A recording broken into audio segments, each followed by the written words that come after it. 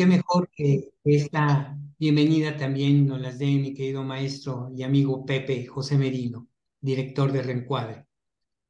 Pues muchas gracias, Jorge, gracias por la convocatoria y sobre todo gracias por la invitación a escucharte y a compartir las opiniones. Desde luego un tema apasionante, no solo en las conversaciones, sino pues esta aproximación a las neurociencias. Recuerdo que hace algún tiempo un muy buen amigo, un conocedor del tema, Enrique Caballero, Jorge y yo compartíamos aula con él. Hablando de el cerebro y de las neurociencias, dijo con toda humildad, y vaya que es un conocedor, que de alguna manera podíamos quedar claros que éramos capaces como humanidad de ir al espacio, de aterrizar en la Luna, de cruzar el sistema solar, gracias a la tecnología de las naves espaciales. Pero que en el caso del cerebro navegábamos todavía en carabelas. Bueno, la verdad es que yo ni a carabelas llego, yo como en canoa, pero Jorge sí es un experto navegante, entonces Jorge, será un gusto ir acompañando y pues presentando como inquietudes sobre todo más que conclusiones o temas que pues abran la curiosidad que ya de seguro debe estar aquí presente en todos nuestros compañeros. Mucho gusto por muchas gentes que veo, no los saludo a todos, pero para todos, bienvenidos a Reencuadre. Muchas gracias, Pepe. Bueno, pues la idea de esta sesión de una hora que tenemos hacia adelante es conversar cómo es que las neurociencias nos pueden aportar elementos para tener mejores conversaciones. Evidentemente, como bien dice Pepe, la idea no es partir de aquí que somos expertos en neurociencia, como andar en canoas es hoy por hoy creo que una manera más adecuada de decir que la neurociencia llega a nosotros como un elemento el cual no podemos dejar fuera al momento de hablar de cualquier tema. Se habla de neuromarketing, se habla de neuroeconomía. Entonces, la manera en que las neurociencias están entrando a los diferentes ámbitos de nuestra cultura y de nuestras tecnologías tienen como consecuencia no poder dejar de mirarlas y ver qué relación tienen con lo que nosotros hacemos. Gran parte de lo que hacemos en coaching, capacitación, formación, tiene mucho que ver con el cerebro, evidentemente, pero el cerebro no va solo, sino que va con un cuerpo acompañado. Decía William James que en la medida en que nosotros somos una persona que piensa, también somos un cuerpo que está. Gran parte de lo que también vamos a conversar es lo que Humberto Maturana habla de en dónde se dan las conversaciones. Y las conversaciones emergen de una relación entre personas y esas personas hacen lo que él llama un lenguajear y un emocionar. Y a partir de esas conversaciones surge tal vez el conocimiento y el entendimiento. Entonces nos dio a Pepe y a mí la gana de, bueno, ¿cómo podemos incorporar el tema o cómo tocar el tema de em, de la neurociencia dentro del aspecto de conversaciones? Y encontramos varios elementos que coinciden al respecto y que a veces en el ir y venir de una organización donde el jefe quiere lograr un resultado, los colaboradores quieren lograr un equipo de trabajo, los clientes recibir un buen producto, no está fuera de ello cómo nuestro cerebro también está presente en cada una de las decisiones que vamos tomando en el camino. Entonces, la idea de esta conversación, de este webinar, es acercarles lo que a nosotros nos pareció interesante tomar en cuenta para el próximo evento que tenemos hacia el último día de octubre, que empieza el taller sobre conversaciones ágiles. Pero qué mejor que platicar sobre este tema en particular. Vamos a ir dando algún tipo de información en la pantalla, vamos a ir conversando Pepe y un servidor, y bueno, la idea es de que si hay algunas preguntas, también ustedes se sientan con la posibilidad de irlas anotando para que podamos responderlas al final. y aportaciones adicionales también creo que son muy valiosas. Bueno, en el caso específico de... Hay una historia que creo que es muy común en la parte de la neurociencia y que tiene que ver justamente con un caso, con el caso de Phineas Gage, y que se los voy a mostrar ahorita a continuación. Y está citado en muchísimos textos. Antonio Damasio lo propone, Sapolsky en otro libro interesante que se llama Compórtate también, pero aquí está. Adelante, Jorge. Gracias, Pepe. Bueno, esta persona, un joven de, pues digamos, cerca de 26 años, trabajaba en un ferrocarril construyendo, poniendo vías, y obviamente en aquellos tiempos, 1848, con niveles limitados de seguridad tal vez, ¿no? Como de los que ahora conocemos. Y hubo un momento en el cual hubo una fuerte explosión y este joven, Phineas Gage, sufrió un grave accidente en el cual una barra de hierro de 1 metro de largo y de 6 centímetros aproximadamente de diámetro atravesó su cabeza. Sí, él estaba poniendo el barreno, estaba con la barra haciendo como el agujero para llenarlo de pólvora, apretó la pólvora y generó una chispa, la barra de metal contra la pólvora y el agujero, y pues aquello fue peor que una bala. Totalmente, totalmente. Y curiosamente esta barra de acero atravesó su lóbulo frontal, penetrando completamente en su cerebro y en su cabeza. Afortunadamente, bueno, no sé si afortunadamente, pero lo que sí fue sorprendente fue que vivió a pesar de ese terrible accidente. Pero algo interesante fue que cambió su personalidad a partir de ello. Después del accidente, más bien antes del accidente, Gage era descrito como un hombre tranquilo, responsable, pero después se volvió impulsivo y desinhibido. Perdió su capacidad para tomar decisiones racionales y mantener relaciones sociales más adecuadas.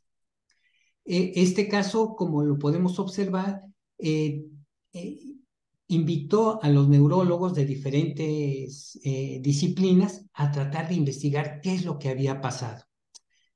Pero ahí tenemos un ejemplo de cómo una persona que tiene una lesión en una parte física que es el cerebro puede cambiar sus actitudes y su forma de expresión hacia el resto de las personas.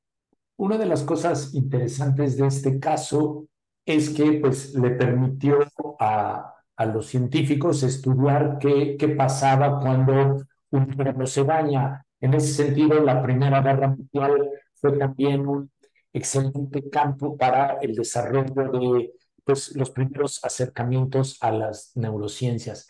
Pero solamente así como para decir alguna cosa de el caso de George, es que como Jorge bien lo decía, lo que dañó o la parte del cerebro que dañó fue fundamentalmente el lóbulo frontal.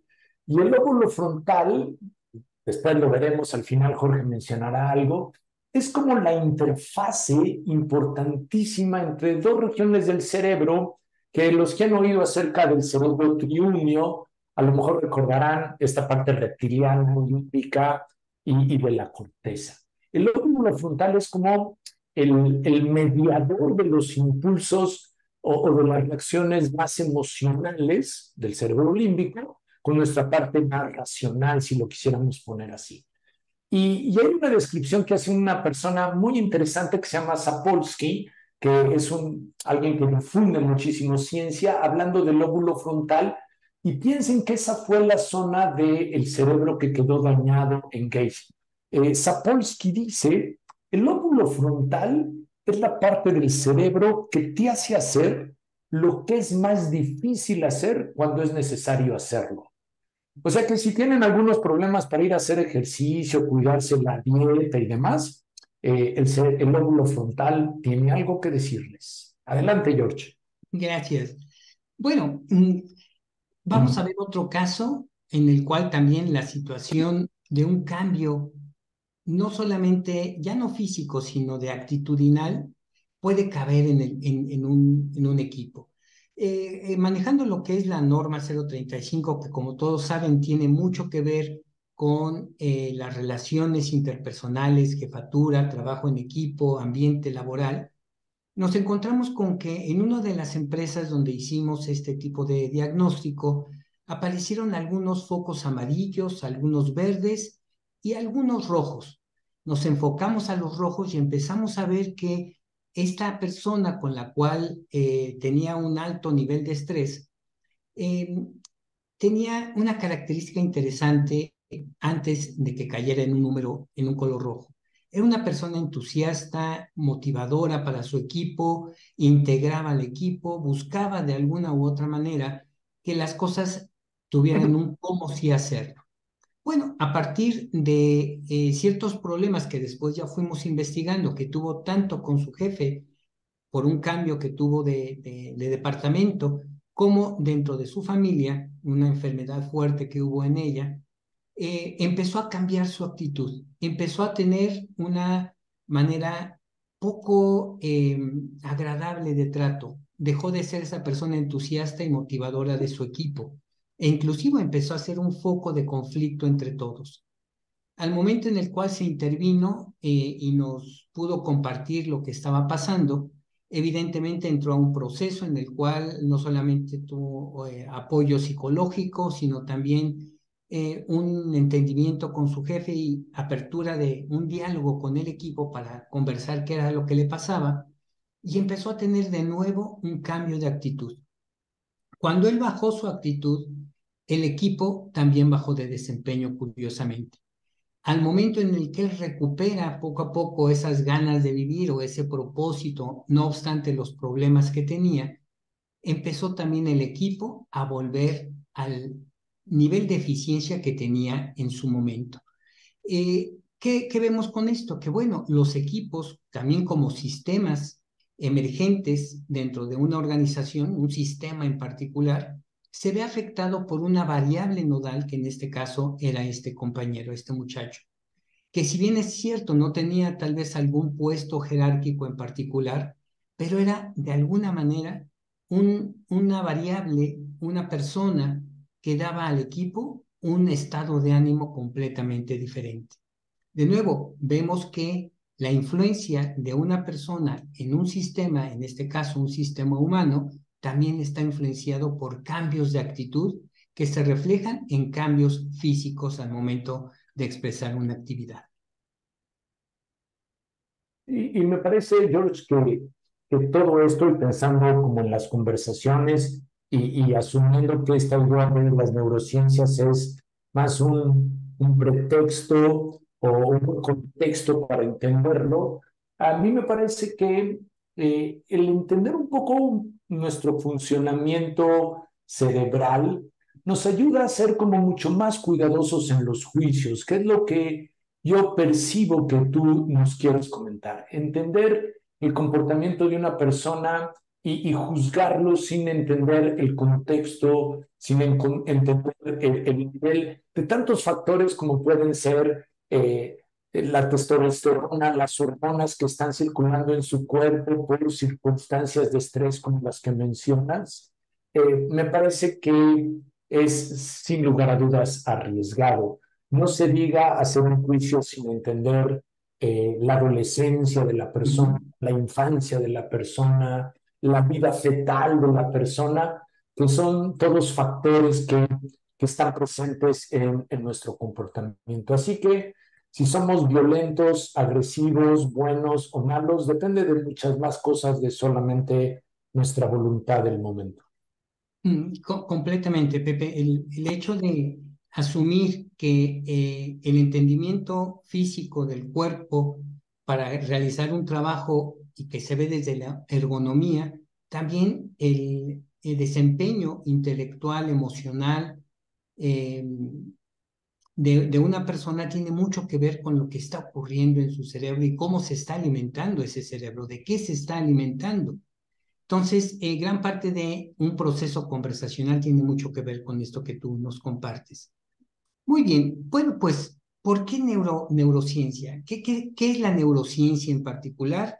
y que, como dijimos al principio, estamos dando simplemente dentro de ese marco cómo es que nosotros vemos su influencia en las habilidades conversacionales. Bueno, la neurociencia es un estudio científico del cerebro y del sistema nervioso y de alguna manera influye en el comportamiento, las decisiones y el rendimiento de las personas. Obviamente el contexto lo estamos enmarcando en una organización y desde ahí es que lo vamos a ir atacando en su momento. Entonces, si nosotros queremos entender el comportamiento de un grupo, de unas personas, una persona en particular y la manera en que toman decisiones, evidentemente también tenemos que entrar a la manera en que han aprendido al respecto. ¿Sí? En el campo específicamente de la neurociencia podemos decir que entender el funcionamiento implica cómo sostenemos conversaciones más eficaces. Pareciese tema menor, pero conversar desde un punto de vista asertivo o desde un punto de vista de clarificar las ideas o desde pedir opinión y recibir retroalimentación o resolver un conflicto, tiene mucho que ver de cómo nuestro cerebro está procesando lo que está escuchando. Comprender mejor cómo motivar al equipo implica también conocer la particularidad de cada uno de lo que aparece como personalidad misma. ¿Cómo mejorar la toma de decisiones? Hay personas que la toman simplemente por la experiencia que tienen o por los datos que tienen, formas de pensar totalmente diferentes. Otras lo toman de manera emocional u otras en base a un proceso muy particular. Todo ello tiene que ver precisamente con el funcionamiento del cerebro. Fomentar la colaboración es otro elemento importante que surge precisamente de esa necesidad que a veces desde las neuronas espejo empieza a funcionar la empatía, empieza a funcionar aquello que me hace que me acerque al otro, de donde surge la confianza para poder colaborar, precisamente de ese fomento de las condiciones necesarias para que surja y emerja la necesidad de colaborar. Y finalmente, desarrollar estrategias efectivas de liderazgo. El liderazgo situacional no tiene por qué verse de una manera separada del funcionamiento del cerebro, ¿sí? Porque tanto el esquema autoritario, el proactivo, el delegativo o el reactivo, tiene que ver precisamente no solamente con la rigidez mental que pueda tener un jefe, sino con la flexibilidad que tiene para moverse a lo largo de esos 4 cuadrantes. A mí me gustaría decir, George, que también las neurociencias, pensando en estos puntos que tú mencionas, no sé cómo ponerlo, pero tengo la impresión que nos hacen, o por lo menos yo intentaría pensar que a mí, nos hacen un poco, o me hacen un poco más humildes con respecto a esta, pues, soberbia que de alguna manera pues la filosofía y el pensamiento le han dado al hombre como el ser racional, como pues el lugar más importante, Descartes, pienso, luego existo, y todas estas ideas. A mí me parece que entender un poco cómo funciona nuestro cerebro y cómo funciona nuestra mente, por ejemplo, nos hace cuestionarnos, ¿no? Nos debería de hacer cuestionar si de veras nuestras decisiones son tan racionales como pensamos que son, sabiendo que hay múltiples factores como los que mencionábamos antes, que nos pueden orillar a tomar una decisión u otra, o no se diga a motivar. Pero pensaba en la parte de colaboración, y hay un estudio muy interesante en cómo estas capas del cerebro se influyen, y es si tú tomas una botella fría entre tus manos y la sostienes por un rato, tu sistema reptiliano, la parte más profunda, pues va a sentir frío y curiosamente va a afectar a tu sistema límbico y va a afectar a tu córtex, y entonces vas a pensar que la persona con la que estás tratando es más fría, ¿no? Más calculadora de lo que tú supondrías, ¿no? Y fue por Totalmente. tomar, ¿no? Un poco de frío en el contexto. Entonces, como esos hay muchísimos ejemplos de cómo hay factores que sesgan nuestras decisiones, que sesgan nuestra colaboración, que sesgan nuestra motivación, y suponer que somos, como diría Platón, el jinete que controla nuestras pasiones y nuestra mente es atribuirle demasiado a nuestra alma, ¿no? Entonces, creo que en ese sentido es súper interesante conocer un poco, introducirse un poco en este mundo. Totalmente. Me hace recordar también lo que menciona Maturana respecto a detrás de cada decisión o acción de la persona hay una emoción y que sucede primero la emoción y después puede llegar el raciocinio, pero a final de cuentas es la emoción la que llega antes de, y ya lo veremos más adelante con un ejemplo, cómo primero el cuerpo sabe antes del cerebro. Me hace recordar también un experimento que hicieron en Harvard, donde pusieron a un grupo de personas que tenían diabetes. Y ese grupo de personas las dividieron en dos. Cada una le dieron una bebida. Y en la lata de la bebida, en una decía alto contenido de azúcar y en el otro decía bajo contenido de azúcar. Bueno, es curioso. Los experimentadores pusieron en ambas botellas la misma cantidad de agua y la misma cantidad mínima de azúcar.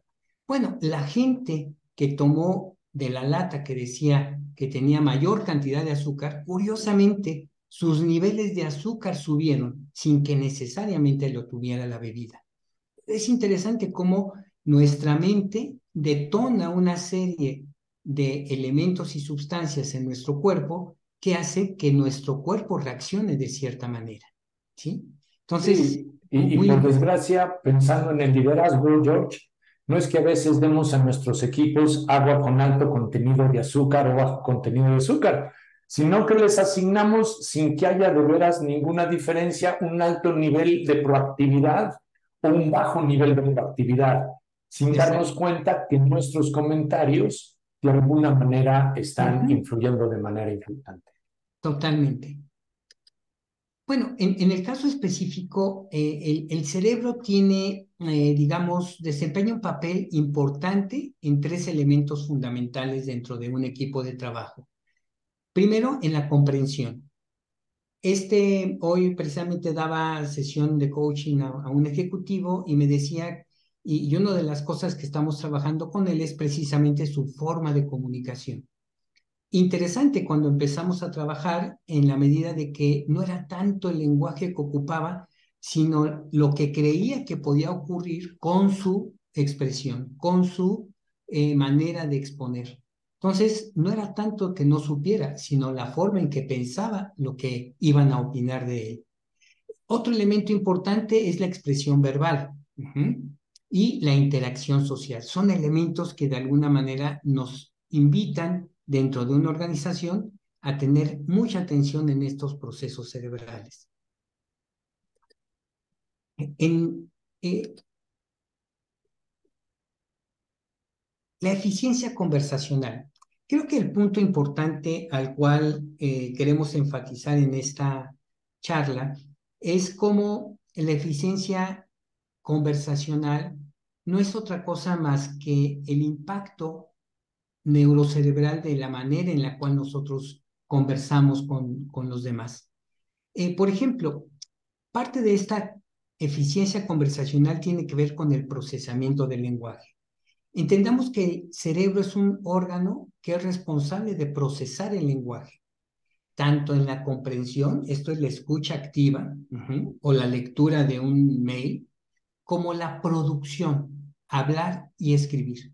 Por lo tanto, el procesamiento que hace el cerebro al momento en que conversamos tiene mucho que ver con lo que hemos llamado escucha activa y el aspecto de ofertar, de hacer promesas, de hacer afirmaciones, de emitir juicios. Porque todo eso que estamos nosotros expresando tiene que ver precisamente con la manera en la cual fue procesada en el cerebro.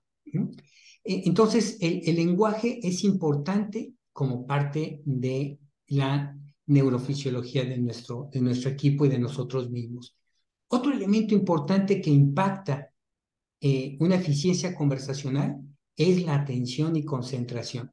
Díganme si no, pero a mí en lo particular me ha costado mucho trabajo en los últimos, no sé, 7 años concentrarme. Ha sido uno de mis principales problemas a nivel personal.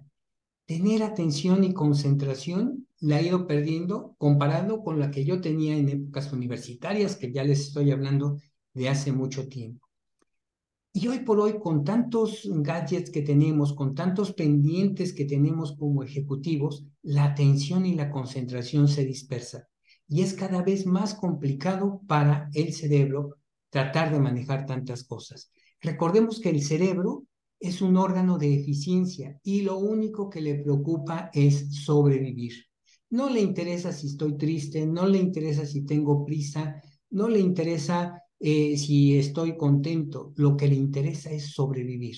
Digamos que no le interesa mi bienestar. A mí sí me interesa como ser integral al respecto.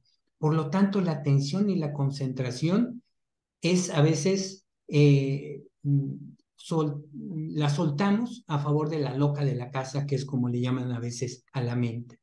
Otro elemento importante es el procesamiento emocional. En nuestro cerebro, como lo veremos en un momento más, están dos órganos importantes que detonan todo el funcionamiento del cuerpo, la amígdala y lo que es el hipotálamo. Y a partir de ahí, digamos, las emociones se han localizado a nivel de estos estudios de que es en la amígdala donde se genera eso que llamamos emoción. Y al momento de generarse, cuando hay mucho estrés, cuando hay un ataque de pánico, se dice que somos secuestrados por la amígdala. Esto es, la amígdala se convierte en el órgano rector de todo lo demás que quisiéramos hacer. Y como órgano rector no llegará a la corteza, que es donde podemos nosotros pensar. Otro elemento importante dentro de este proceso es la memoria y la recuperación de información. Hoy por hoy tiendo a tener la necesidad de anotar muchas cosas porque recuperar la información ante tanta lluvia de información es difícil. Pero por eso es que tenemos que considerar dentro de un equipo de trabajo y al momento de conversar cuáles son los elementos importantes. En otros casos de coaching que he tenido, una de las necesidades de los directivos es necesito que mi colaborador vaya al grano, vaya al resultado, vaya a lo que nos va a dar un avance dentro del valor agregado que estamos generando. Y un elemento final podría ser el desarrollo de habilidades cognitivas, la habilidad de poder razonar, de resolucionar problemas, de tomar decisiones, que tiene que ver con ampliar posibilidades. Cuando tenemos una visión de túnel generada por la misma ansiedad o la misma angustia, es probable que no tengamos más que una sola solución. Pero cuando tenemos la posibilidad de estar dejando que el cerebro, la corteza cerebral sea la que funcione, evidentemente tendremos más posibilidades ante ella. Y bueno, finalmente, el contexto. El contexto siempre va a influir en la manera en que el cerebro esté organizado. De nuevo, regresando a Maturana, él decía que el contexto, el medio ambiente, influye en el pensamiento de la persona y ese pensamiento va a influir en las diferentes conexiones cerebrales que tiene el cerebro. Y al influir crean nuevas vías gracias a la plasticidad cerebral. Y en ese momento el cuerpo cambia y la respuesta que tiene al entorno también va a ser diferente. De tal manera que el entorno, el medio ambiente, el ambiente laboral, el contexto donde estamos desarrollando la actividad empresarial va a influir mucho en la manera en que el cerebro está operando.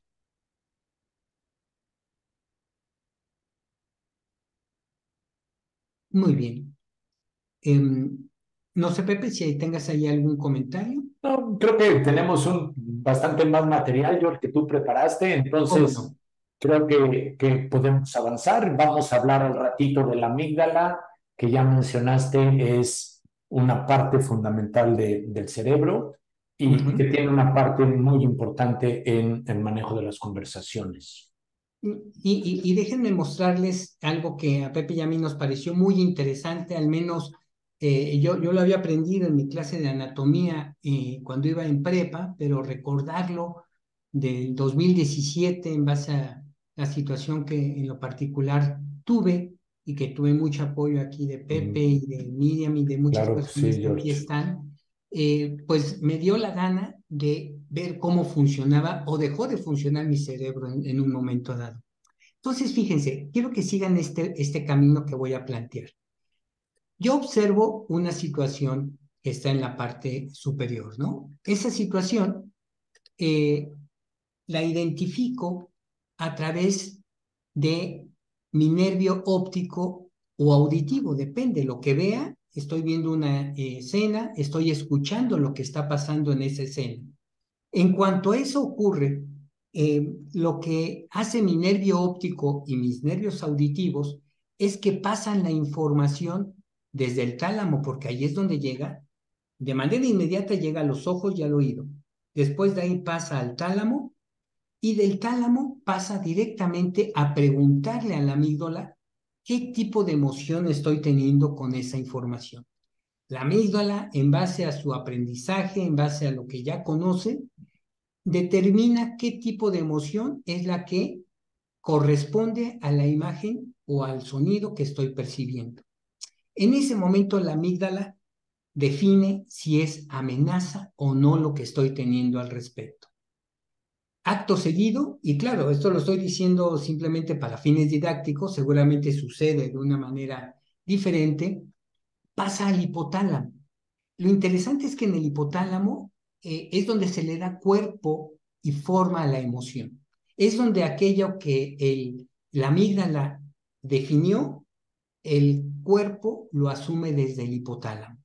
Y en ese momento ya podemos decir que el hipotálamo lo va a mandar al giro cingulado, que es donde precisamente Final Cage tuvo el accidente, se rompió esa parte que aquí estoy señalando con el puntero, se rompió y dejó de tener la posibilidad de que la corteza cerebral respondiera ante un estímulo que le estaba dando el hipotálamo. Entonces, pasando a la parte normal, una vez que ya el hipotálamo definió y convirtió en cuerpo la emoción, empieza a decidir qué otra cosa puede hacer la corteza cerebral. Bueno, todo esto de alguna manera ocurre con cada estímulo que tenemos. Si cae ahorita un rayo y no lo estamos atentos a que va a caer el rayo, pues cae un rayo, retumba todo y puede ser que nuestra reacción sea, es un rayo. O tal vez haya caído tan cerca que nos asustemos de la forma en que cimbró nuestra casa. A partir de ello es que nosotros podemos tener tal vez el comentario de un colaborador, el comentario del jefe, tal vez un no de un cliente, que lo podemos transformar a partir de lo que escuchamos en lo que nuestra amígdala considera amenaza o no, y todo lo que de ahí se detone. De tal manera que bajo este esquema, cuando llega la información de el exterior, de ese entorno, lo hacemos nuestro. Y cuando llega, se pasa por una serie de mecanismos que ya están incorporados dentro de esta sinapsis que está viendo de las neuronas.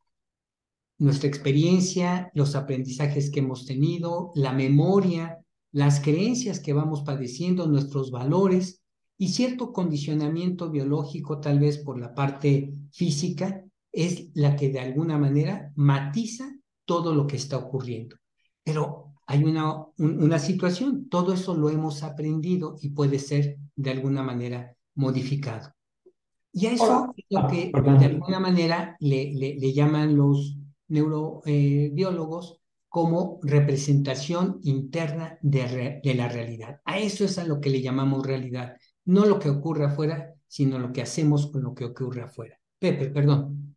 No, no, interesantísimo. Y a mí me parece que también estas ideas, George, no sé cómo lo veas, y otra vez me acuerdo de Enrique Caballero, pues tienen que ver mucho no solamente para comprender qué pasa, sino para prevenir lo que puede pasar, ¿no? Ujú, ujú, Entonces, pensaba justamente que las conversaciones de un grupo, de una empresa, digo, desde luego, aquellas que tienen que ver con generar acuerdos serán valiosas, pero pues tal vez la experiencia de todos nosotros pues haga que, y hasta les llaman así, conversaciones difíciles, sean pues como las conversaciones que más procuramos entender cómo gestionarlas.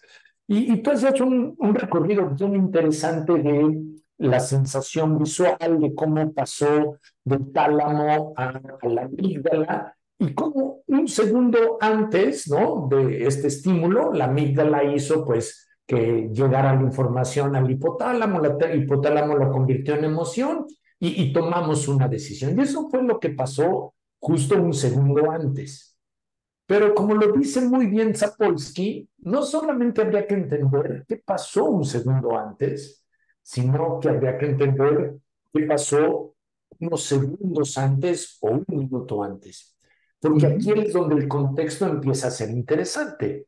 Si yo observé esa conversación y esa mujer es mi pareja o una colaboradora que yo valoro, y la conversación ha estado en un clima de tensión, de agresividad, mi amígdala va a crecer, ha crecido, está más irritable.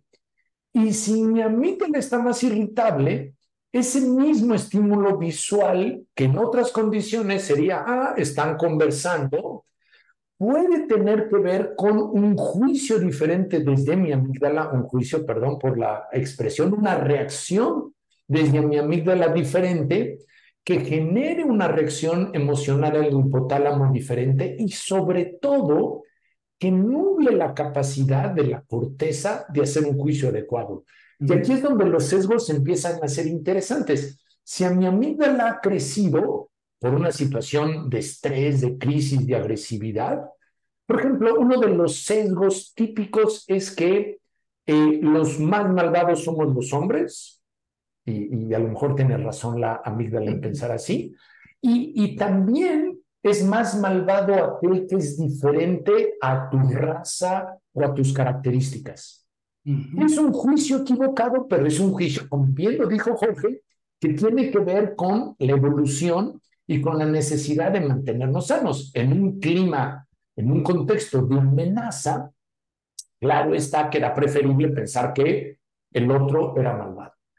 Pero es otra vez curioso, tendríamos que ir, dice Sapolsky, no solamente unos minutos atrás para entender qué pasó, tendríamos que ir a lo mejor días atrás o horas atrás, porque entonces influyen también las hormonas, como por ejemplo la testosterona, otra vez mucho hombre, y más si es estrés, que vuelven a afectar el crecimiento de la amígdala y vuelven otra vez a negar el funcionamiento adecuado del córtex frontal. O sea, lo que quiero decir es que el comportamiento de nuestro cerebro está influido por el estímulo del momento que está ocurriendo, por lo que ha ocurrido previamente, por lo que ha ocurrido un poco antes, semanas antes, muchas cosas influyen en nuestra adolescencia, nuestro nacimiento, y creo que entonces es ahí, vuelvo yo a pensar, en donde somos o podemos ser un poco más humildes o sensatos en el juicio a otros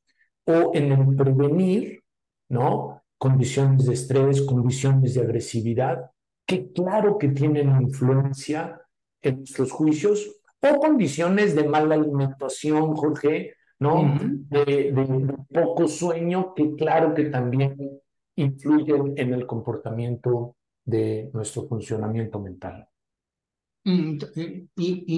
Si me permite, adicionaría ahí unos puntos interesantes dentro de eh, la gran aportación que tiene los procesos de formación, los procesos em, digamos, de team building, los procesos de coaching dentro de las organizaciones, porque es darle a la corteza cerebral más opciones después de que viene una carga de la amígdala, ¿sí? Darle opciones y no dejarlo con dos o tres, por decirlo así, y donde la amígdala evidentemente le va a ganar a la corteza cerebral. Una vez pasando lo que es el giro cingulado, en ese momento queda a disposición de los recursos que tenga el ejecutivo, el colaborador, el chofer del camión que está siendo asaltado en ese momento para reaccionar rápidamente. Porque fíjense, la vista es inmediata, o el sonido.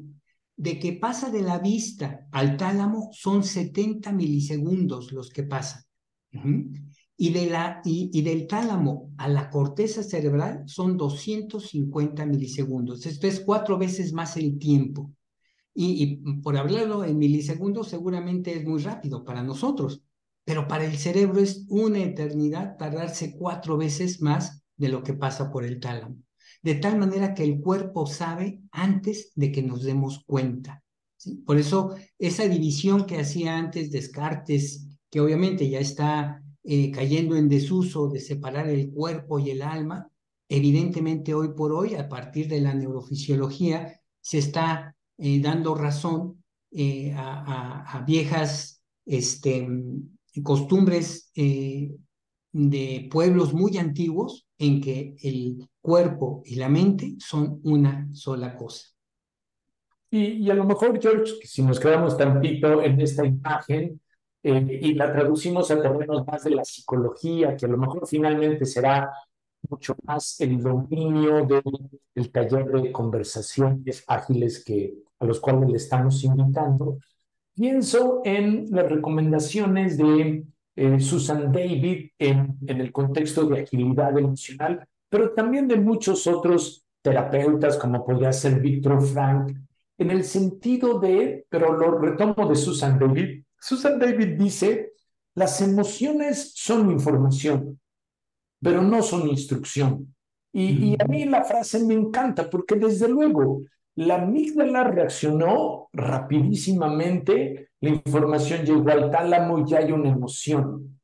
Y esa emoción es una información muy valiosa, rapidísima, que llegó para nuestra sobrevivencia. Pero la conducta que podemos tener a partir de esta emoción, que debe de estar o normalmente está regulada, modulada por la corteza cerebral, requiere algunas veces que, como diría Víctor Frank o como diría Susan David, tomemos distancia, esto es, disminuyamos el ritmo de la reacción para poder observar, esto es, permitirle a la corteza tomar alguna decisión más adecuada o complementaria con la emoción y entonces tener una conducta como mucho más funcional.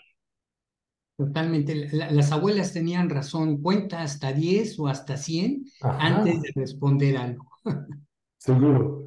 Muy bien, pues para ir concluyendo, nos gustaría compartirles algunas preguntas que eh, dentro de las conversaciones y este entendimiento de la neurociencia nos pueden ir dando algunas situaciones.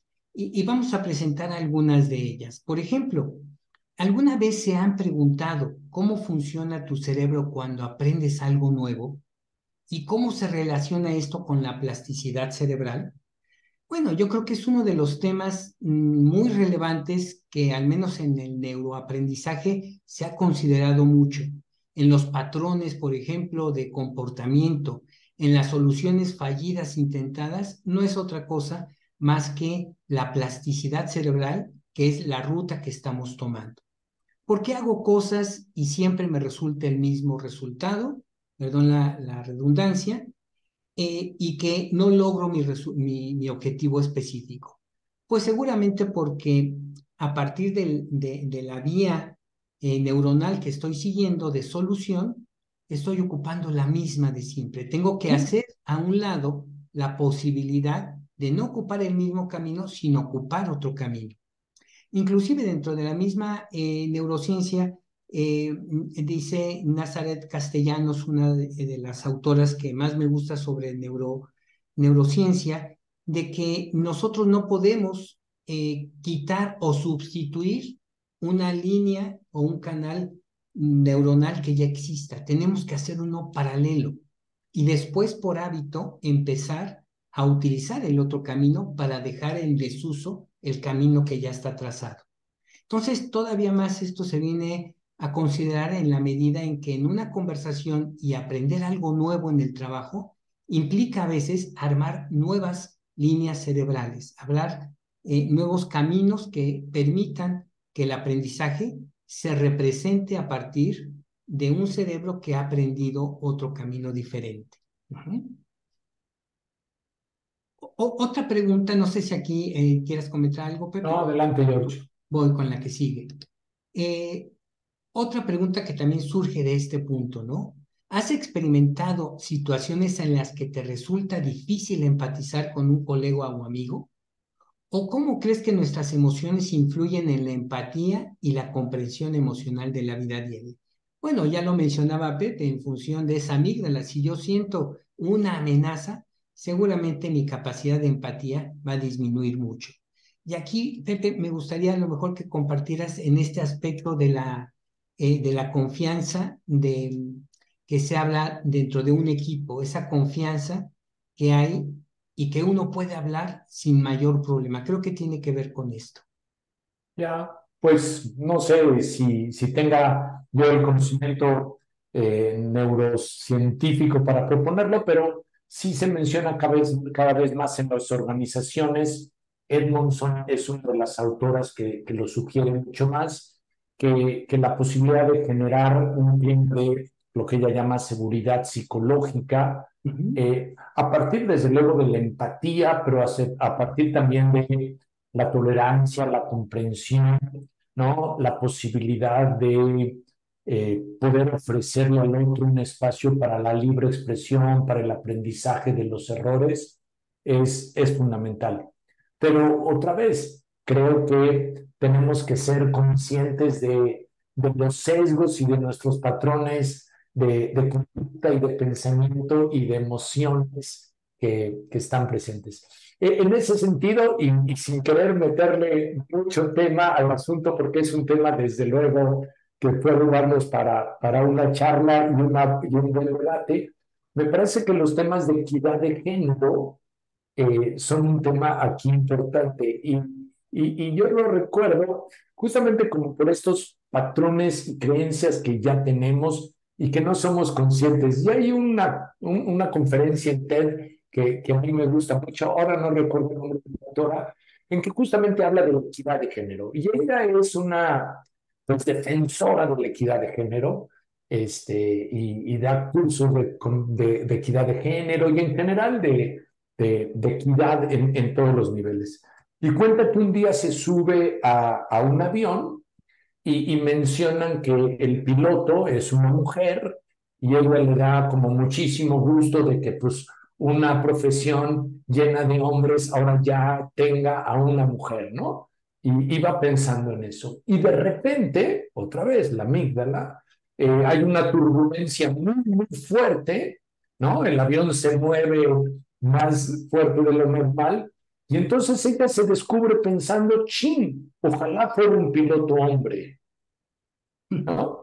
Y está nuestro pensamiento, y están nuestras creencias, y están estas rutas. Entonces, tengo la impresión que de esa manera, pues muchos de nuestros sesgos para juzgar a personas diferentes de nosotros, poniéndole cualquier criterio de distinción, pues a ver, es algo que está en nosotros, pero otra vez, que no por eso tenemos que tomarlo como instrucción, sino solamente como información.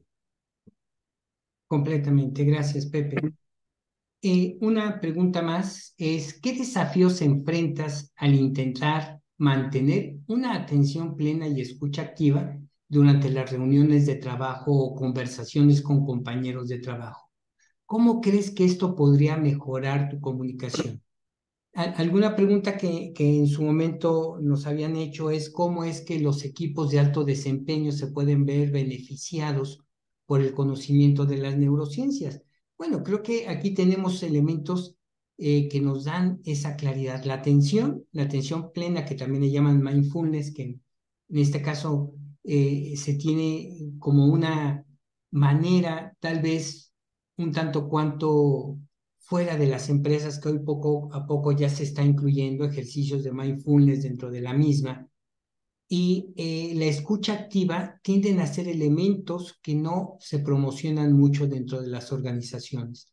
Yo me he dado cuenta que algunos colaboradores, jefes también, se encuentran sumamente estresados por la falta de atención que tienen, ¿sí? y por esa falta de atención cometen errores, cometen a veces situaciones o exabruptos que luego se arrepienten de haber reaccionado así y que evidentemente es, si conocieran un poco más cómo está funcionando el cerebro, qué tipo de alimentos pueden ayudar a que el cerebro funcione y procese mejor, seguramente tendrían otra respuesta. Otro elemento importante es que el cerebro consume energía, ¿eh? Y consume mucha energía, a veces más de la que nos imaginamos. Si nosotros no nos alimentamos de manera adecuada, si no hacemos ejercicio, les aseguro que difícilmente nuestro cerebro podrá tener energía.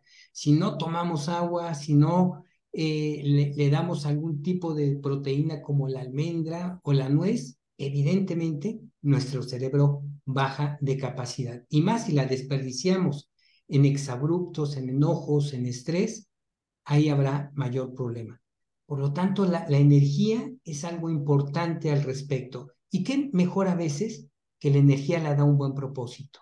A veces el objetivo que perseguimos, el propósito que tenemos enfrente, el anhelo de estar buscando algo hace que el equipo mantenga la energía y trabaje a lo mejor doble jornada para sacar adelante el objetivo que está buscando. Muy bien, y yo creo que tomamos la última pregunta, Pepe. ¿Cuál es el impacto de la comunicación no verbal en tu vida laboral? ¿Has notado cómo el lenguaje corporal puede afectar tus interacciones con colegas y clientes? Digo, es evidente porque en la medida en que vimos anteriormente que el cuerpo sabe antes que el cerebro, que antes que nos demos cuenta, nuestro cuerpo es el 75% del lenguaje que tenemos. El otro 15% es básicamente el lenguaje paralingüístico, como es la respiración, el ritmo, el tono, y el otro es el lenguaje verbal. Entonces vean que estamos sujetos a estar atentos a lo que nuestro cuerpo nos está manifestando. Y aquí, pues estos retos que tienen ahora los grupos, George, que trabajan, pues como estamos justamente ahora a distancia, y ¿Sí? esta petición que siempre hacemos de prendan sus cámaras, pues por lo menos para ver de aquí para arriba, pero pues para entender y para sentir en el mejor sentido de la palabra lo que la otra persona está experimentando y lo difícil que es la comunicación, si ya de por sí es un reto hacerlo en una conferencia en Zoom, cuando el otro no prende la cámara, ¿no? Y entonces, por lo menos yo siento que estoy hablando pues un poco a ciegas, por ponerlo de esa manera. Perfecto, pues creo que por el tiempo sería básicamente ese punto y me gustaría escuchar si hay alguna pregunta, si hay algún comentario, aportación al respecto.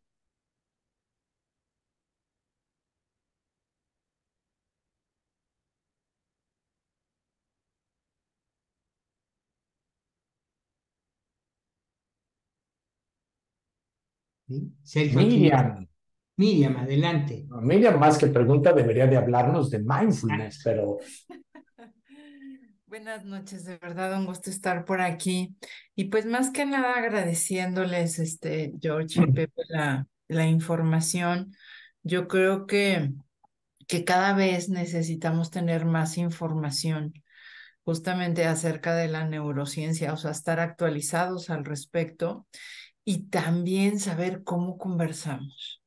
Porque si hay algo que pasa son conversaciones superficiales, con mucho, conflicto o con falta de colaboración. Y cuando hablamos de conversaciones que verdaderamente construyen conversaciones ágiles, colaborativas, pues tenemos uno de los elementos más importantes que nos podemos llevar en la vida. Entonces, gracias por esta oportunidad y por esta interesante plática. Muy amables. Muchas gracias, Miriam. Muchas gracias. Por aquí también nos pone Laura, muchas gracias. Nos pone Sergio, todo es mente, decía Buda hace 2500 años, completamente de acuerdo.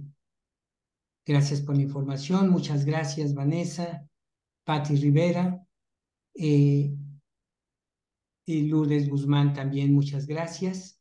Gracias, Emilio. Gracias por estar presente. Y bueno, para concluir, los invitamos al siguiente webinar que será en 15 días aproximadamente.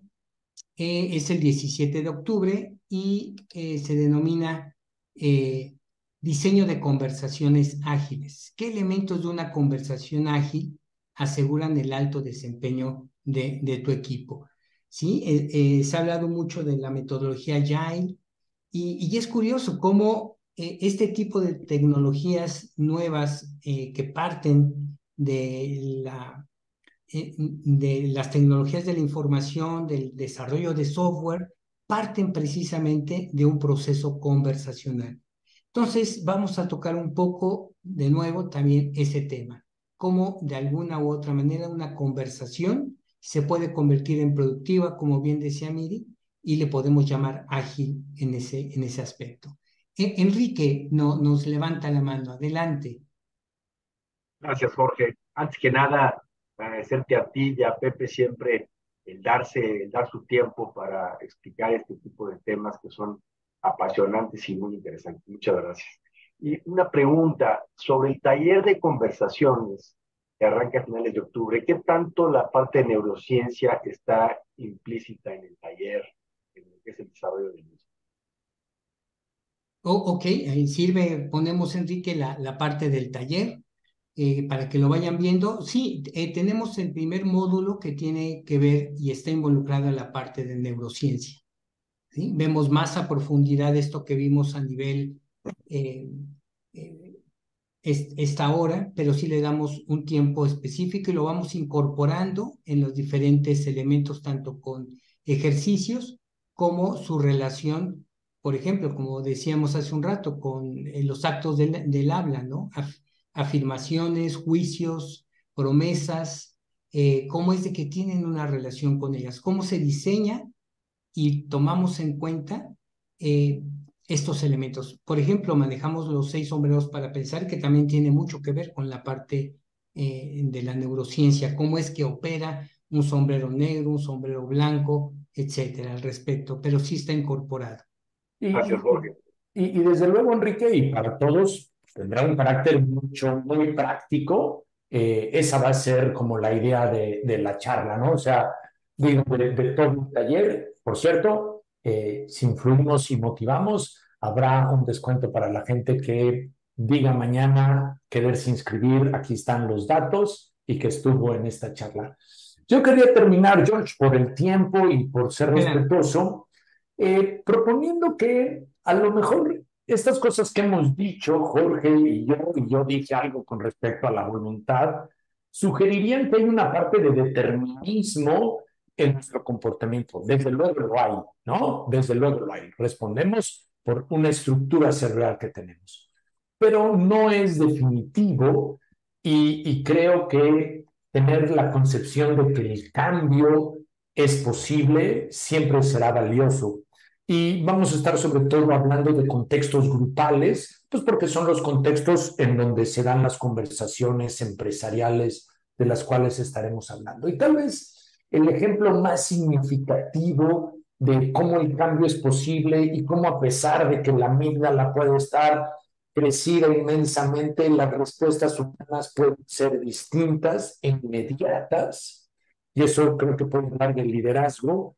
Es la noche del 24 de diciembre de 1914, en el contexto de la Primera Guerra Mundial, el ejército alemán combatiendo contra el ejército inglés y francés. Vuelvo a decir, en guerra, miles de muertos, amenazas, no solamente de un segundo y unas horas, de semanas, de días enteros, gente muerta. El contexto era por demás difícil. Y la historia lo cuenta así. La noche del 24 de diciembre, los soldados alemanes empezaron a decorar sus trincheras y empezaron a cantar villancicos. Y el ejército inglés pues siguió el comportamiento alemán empezó a decorar las trincheras y a contestarles con villancicos. Y aquello terminó en abrazos, en intercambio de regalos, de direcciones. Al día siguiente jugaron partidos de fútbol, dos ejércitos en lucha en una de las guerras más cruentas de la historia. Y por desgracia también hay liderazgos que obligaron a los soldados a costa de sus vidas a regresar a las trincheras y volverse a matar. Pero el cambio puede ser, si no espontáneo, sí producido por los equipos y por nuestra tendencia, desde luego, a tener relaciones viables, satisfactorias y productivas. Así que, pues, nos esperamos. Gracias, George. Muchas gracias a todos y pues bienvenidos a Reencuadre siempre. Muchas gracias y buenas Muchas noches. gracias. Gracias Muchas a gracias. todos. Buenas Gracias, noches. Laura. Gracias, buenas noches. Muchas gracias, Buenas Laura. noches. Gracias, muchas gracias. Gracias, buenas noches. Buenas Gracias. noches.